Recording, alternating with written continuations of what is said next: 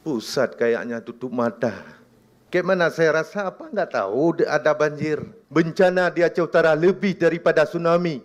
Telkom mati, makanya tidak viral. Mungkin viralnya di Birun karena putus jembatan. 25 kecamatan terdampak dan sinyal HP mati.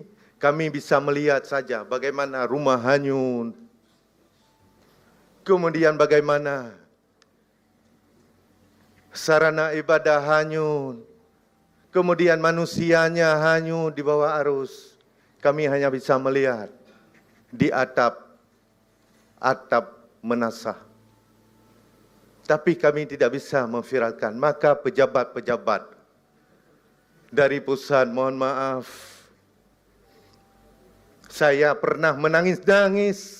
Download Tribun X sekarang, menghadirkan lokal menjadi Indonesia.